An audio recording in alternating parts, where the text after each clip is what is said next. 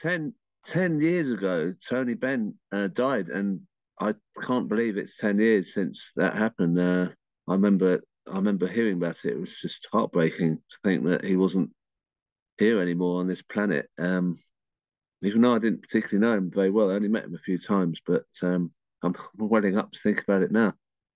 I'm going to play.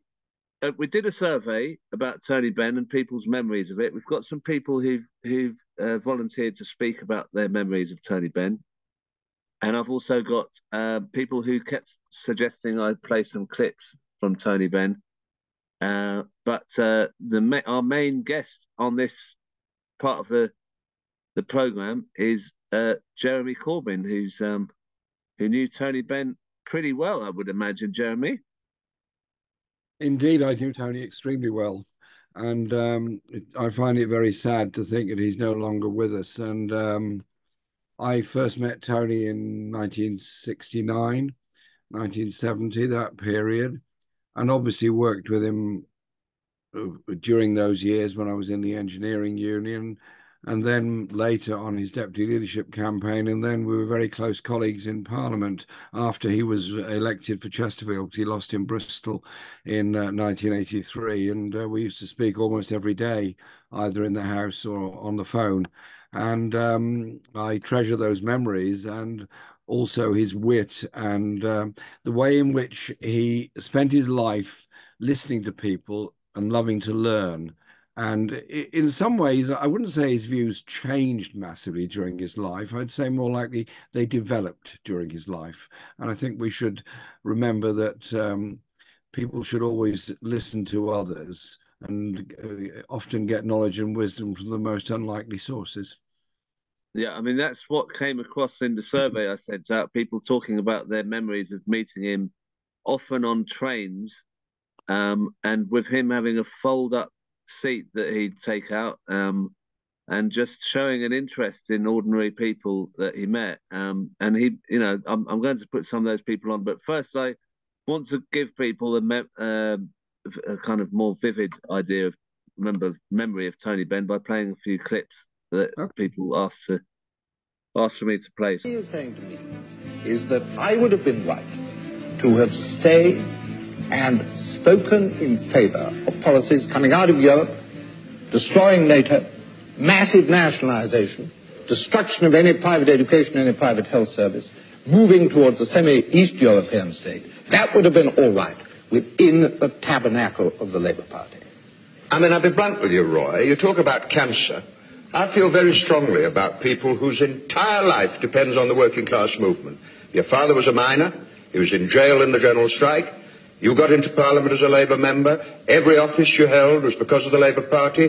Cabinet Minister, appointed by a Labour Prime Minister, and then you left the party. Now, that's a cancerous growth. Not personally, but I think people who betray those who gave them power are the real threat. And I must say that bluntly to you, because I think that needs to be said.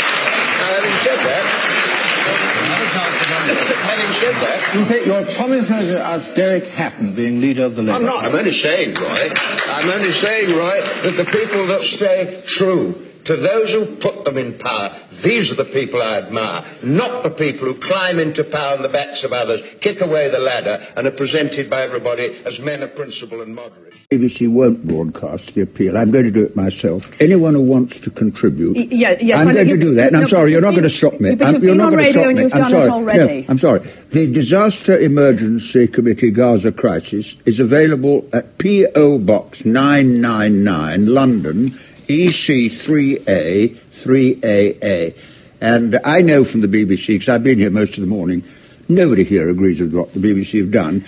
1,330 people have been killed, 460 children, 5,480 casualties. And the reason the BBC have done it is very simple. The Israeli government objected. Well, the BBC would disagree with you, and you did hear the line from management there that it's a question of raising impartiality. The public will be concerned. And the other issue, of course, will the aid actually get to the people who need it? Well, if you're telling me that if I send money to Gaza, the BBC's impartiality will affect. I'm sorry, I'm a human being. If you send money to Gaza, though, through an appeal, can you be sure that it will get to the people who need it? In a war situation, the Israelis have killed 1,330 people. Now, Livni, the Israeli foreign minister, said there is no humanitarian crisis. Now, be clear, the Israelis objected to the BBC. That's the reason. I've never met anyone, and I've done masses of meetings, I've never met anyone who doesn't think we should give aid to Gaza. What about the other broadcasters who are also not showing it, though?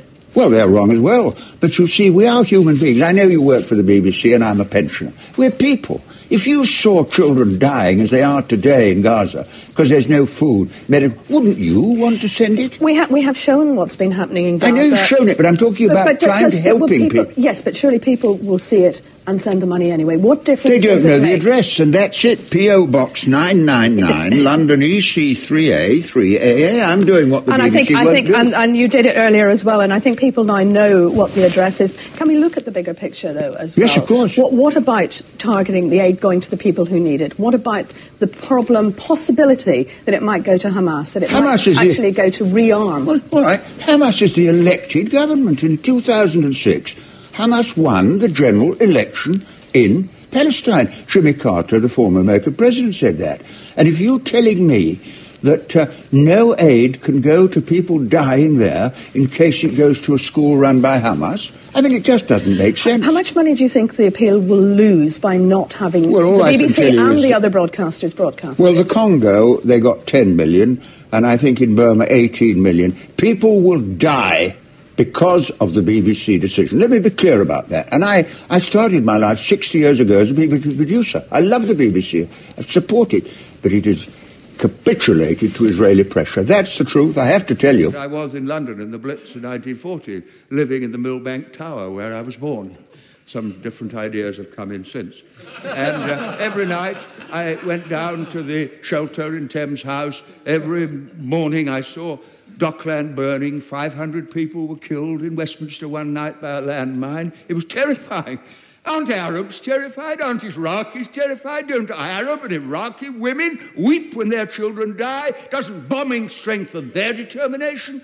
What fools we are to live in a generation for which war is a computer game for our children and just an interesting little Channel 4 news item. Every member of Parliament tonight who votes for the government motion will be consciously and deliberately accepting the responsibility for the deaths of innocent people if the war begins, as I fear it will. Now, that's for their decision to take. But this is a quite unique debate in my parliamentary experience where we're asked to share responsibility for a decision we won't really be taking with consequences for people who have no part to play in the brutality of the regime which we are dealing with. And I finish with this. On October the 24th, 1945, and the former Prime Minister from Bexley Old Sidcup will remember it, the United Nations Charter was passed. And the words of that charter etched into my mind and move me even as I think of them. We, the people of the United Nations, determined to save future generations, succeeding generations, from the scourge of war, which twice in our lifetime has caused untold suffering to mankind. That was the pledge of that generation to this generation, and it would be the greatest betrayal of all if we voted to abandon the Charter and take unilateral action and pretend we were doing it in the name of the international community. And I shall vote against the motion for the reasons that I've given the House. I find it quite emotional watching those clips, I have to say, Jeremy. I mean, it must have been incredible knowing him as you did. How much of an inspiration was he to you when you were growing up? An enormous inspiration because of his vitality, his energy, and his endless search for issues, for causes, and for knowledge. And I think that the thing about Tony was that he loved Parliament and was actually very keen on Parliament. And he authored the Commonwealth of Britain bill, which was to turn Britain into a much more democratic state. And I supported that bill. And he would often spend a lot of time arguing about the details and entrails of parliamentary procedure in a way that it was much more interesting to him than it was to me. But what he did do was always talk about the strength of democracy. And remember that he fought back against being removed from Parliament because his dad was an hereditary peer. And he didn't resign his seat, he was expelled from Parliament and successively won by-elections in Bristol South East. And eventually the law was changed and he was able to return to Parliament. And thank goodness it was. There's a couple of things I'd just like to say about his life. Can I just come in, because it's a By all very means, good yeah. point to come in now, because I've got people who saw Okay. him speak in Bristol when he was an Oh, MP lovely. Okay. right at the That's start. great. Thank you. Eileen is on the call and has volunteered to speak. How are you doing, Eileen? Can you hear me? Are you there? Yes, I can hear you, and thank you for inviting me. Yes, I grew up in Bristol. I was born in Bristol and grew up in Bristol South East as it was then, and it became later Bristol East.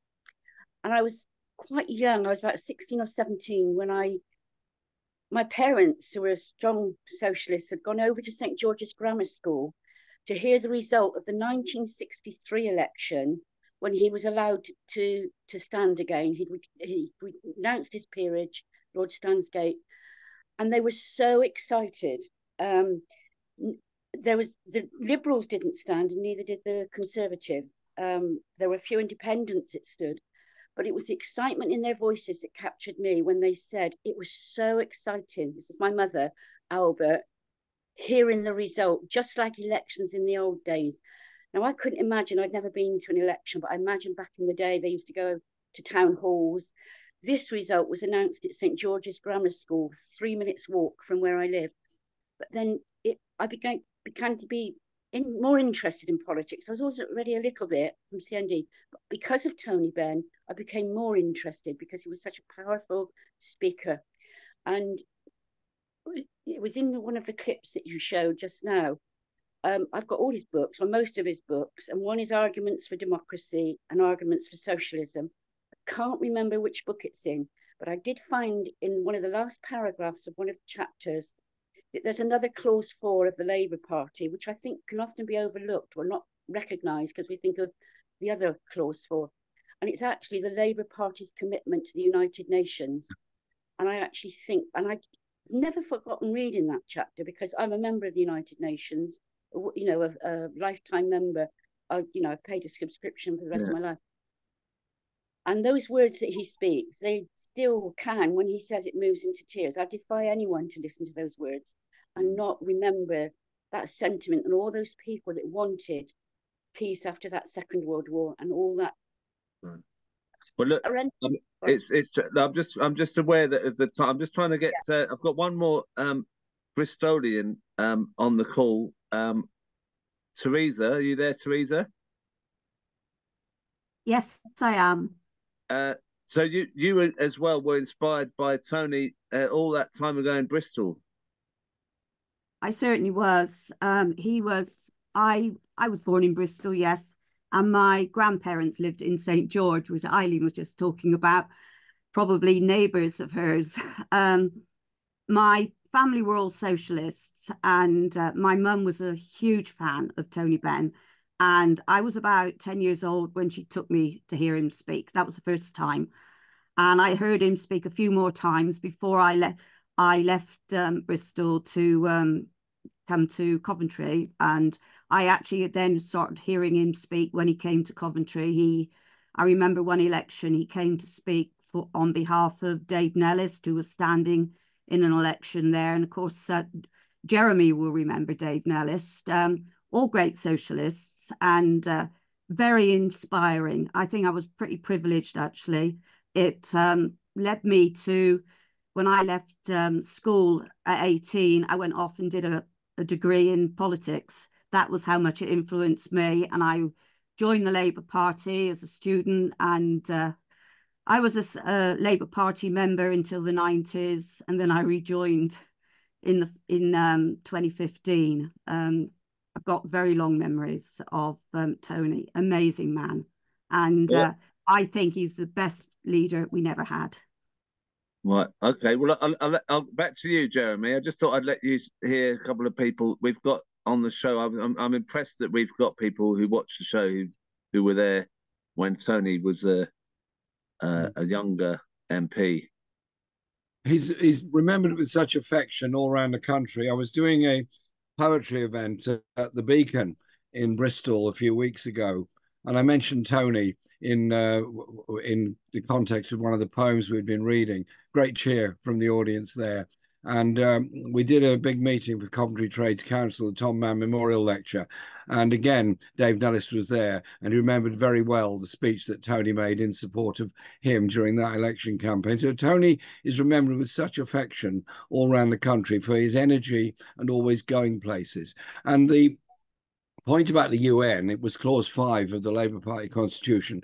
Clause 4 was the one that related to public ownership. Clause 5 was the international one about the UN. Tony's internationalism came from, yes, the Second World War and his experience of that and his horror of it, being stationed in northern Rhodesia, now Zimbabwe, where he trained as a pilot. That taught him an awful lot about colonial racism and hierarchy in society. And he freely admits he learned a great deal from that. And then he became an MP quite young, 1950, and he very bravely exposed in Parliament the horrible nature of what the British Army was doing in Kenya in putting down the Mau Mau rebellion, the torture, the concentration camps, the chemical castration that was done, and all of the horrors of that. He exposed all of that along with Leslie Hale and a number of other MPs at the time, and they founded Liberation, what was then called the Movement for Colonial Freedom, with Fenner Brockway. So Tony's international understanding grew from all of that. And it was, to me, always fascinating to talk to him about these things. And his interest and memory went right on to the end of his life. I saw him about a week, I suppose, maybe a few days before he died. He was in the hospital, Charing Cross Hospital. I'd just come back from Morocco, where I'd been to visit the Western Sahara. I sat by his bed and told him about the journey, told him what I'd seen and so on. And he said, thank you, thank you. Then he seemed to fall asleep for a bit. And so we weren't quite sure what to do. And so after about 15 minutes, I started tiptoeing out of the room to leave. And I'm just quietly opening the door to leave the room he's in. And he opens one eye and says, Jeremy, where are you going? I need to hear more about Morocco and the Western Sahara. So I went back in and gave him a second chapter of my visit to the Western Sahara and the hassles we had with the police. And then he said, thank you, comrade, and I hope you will always carry on doing international solidarity work. Wow. What a wonderful memory. Can I quote something? Sure. I've got pretty well all of Tony Benn's books, I think, and his diaries, excuse me, are fascinating. But one of his books, this one, Tony Benn, Arguments for Socialism, he has a section called A New Role for Political Leaders. It's quite long, so I'm only going to read a few lines of it. And you'll love this bit. He says, dissenters must be protected. They must be protected from witch hunters, from the heretic burners, from the thought police, from the ecclesiastical courts, from the KGB, from the CIA, from MI5 and Special Branch, who in this country, as in any country in the world, are always looking for difficult men who may be saying something that in some way undermines the authority of society. This is not a charter for anarchism, nor a dream of creating a wholly self-regulating economic and political system. Leadership is there, must be, not all from the top. Leadership is inseparable from responsibility, and responsibility is inseparable from power. And if power is now being disseminated more widely, leadership will have to move to be more widely shared too. And then he goes on to quote the wonderful work of Lao Tzu, the Chinese philosopher, who said you have to judge a leader by what they do, then ask them how you get rid of them. Tony was such a great thinker, and I just remember his desperation and anger about the wars we got involved in. You quoted the speech about Iraq, and that is right. Tony was also just as strongly opposed to the Gulf War in 1991 and to the Falklands War, in which he said the UN could have intervened and we could have saved a lot of lives there. And he worked with Tam Dalyell and others on exposing so much of that. And so I just think you have to admire Tony for his steadfast determination to learn. And I spent many hours and days with him during the miners' strike, going from picket line to picket line. I remember one day we met at his house at 6 in the morning, went off somewhere, went to loads of meetings, demonstrations, picket lines, everything all day. And then we get back into Parliament in the evening. And I just felt so depressed, so tired, and so angry. When we go into the tea room, there was a vote at 10, so we must have gone in there about 9 o'clock. And there was a group of Labour MPs cynically sitting round in the comfort of the tea room saying, the problem with this strike is Scargill doesn't know what he's doing. The arrogance of it. These are people that had deliberately done nothing to support the miners' strike. Tony was always on the side of the people, always on the side of unions, and always on the side of an inclusive society. What a loss and what a memory. Yeah, I mean, if I may just bring a couple of people on, because I don't want to. I've asked them to speak, and I mean, I'm sure these are very short anecdotes. Gary, from Yorkshire, how you doing, Gary? Good morning, Crispin. Good morning, Jeremy. I'm good, thank you. Do you want to tell us your story of Tony Benn? Yeah, well, I was a very early adopter, setting up my own podcast back in the 2006, 2007, and I got hold of Tony's email address, and I emailed him speculatively to ask if I could interview him for my podcast. And out of the blue, I got a phone call from him, which was quite amazing. You can see I've got all these books on the shelf behind me there. And he said, come down to the house. I know you're a teacher. It's half term in a couple of weeks' time. Come down for the afternoon. So I went down with my wife. She was coming to take photographs. We got to the front door and it said, the sign on the door saying, I'm down in the basement. Come down there. Get to the basement. There's a sign saying, I'm quite deaf. Don't knock. Just come in. I was like tiptoeing into Tony's basement. And he's there making a cup of tea for us before we arrived. We had an amazing discussion. Of course, my wife was there to take photographs, but he had to include her in the conversation. He could never leave anybody out. Then about a year later, I was making a documentary, or starting to make a documentary about the Iraq War and the Gulf War. And Tony was the first person who gave me a full day of interviews. We never got the full thing finished, but he gave me a full day of down at his house interviewing him. An amazing, insightful day. I learned more about the history of the Arab states and the Gulf countries in that one day than I learned from anything in the wider media. And then about 2 weeks later, he was doing one of his one-man shows, one of his audiences with Tony Benn in Leeds. And we've got tickets. We were walking to the theatre in Leeds. As he always was, sat outside on his little stool with a pipe in mouth and a mug of tea in his hand. And as we're walking to the theatre, I mean, you imagine how many people Tony met every single day of his life. But as walking to the theatre, he stood up and goes, Gary, my old pal. And my wife said she has never seen me grin so broadly as she did in that moment. And the thing about Tony was, I've met a lot of politicians, as you will have done as well, Crispin. And most politicians, when you speak to them, they're looking over your shoulder to see what they're going to do next. Tony always looked you in the eye. Tony always gave you that time. And the only other politician, I can say it, I'm not just butchering him up, the only other politician I've only met very briefly a couple of times is Jeremy. When I've met Jeremy on a couple of brief occasions, Jeremy gives you his time. And that's what Tony did. I'm sure Jeremy learned from Tony about that. You give people time, you listen to people, because people are democracy.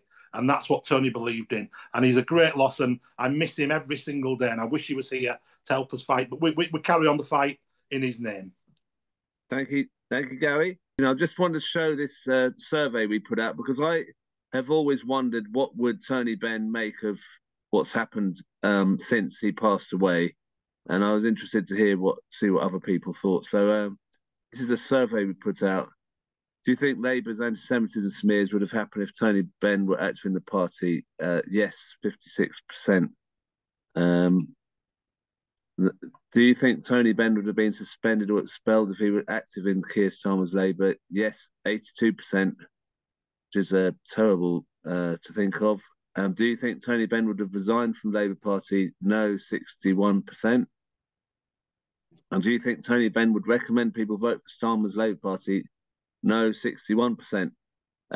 Now, those questions are probably not very good ones to put to you, but Tony Benn was fiercely loyal to Labour, wasn't he? I mean, he never resigned when Tony Blair was leader, and he disagreed with what New Labour was doing.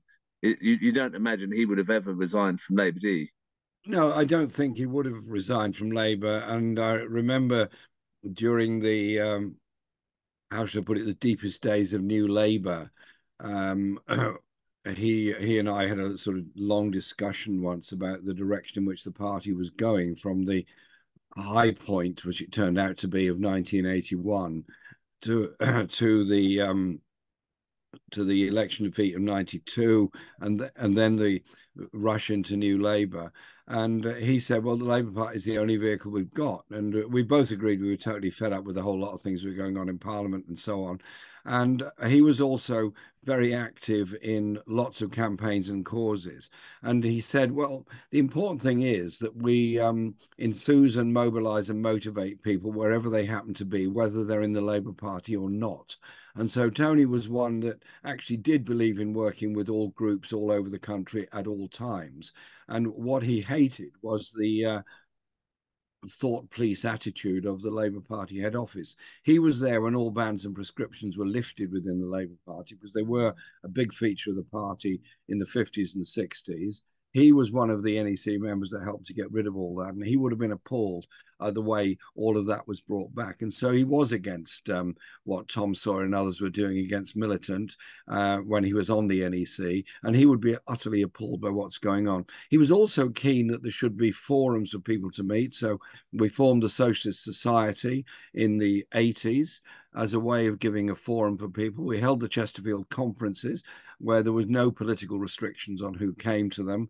These days, I would imagine there would be a threat of suspension from the Labour Party if you appeared on a platform with somebody from another party at the Chesterfield conferences. He got really angry about all that sort of thing. But he once said to me, he said, Jeremy, old friend, please don't resign. I said, well, I don't know. Why do you tell me that? He said, because you'll make Peter Mandelson very happy if you do that.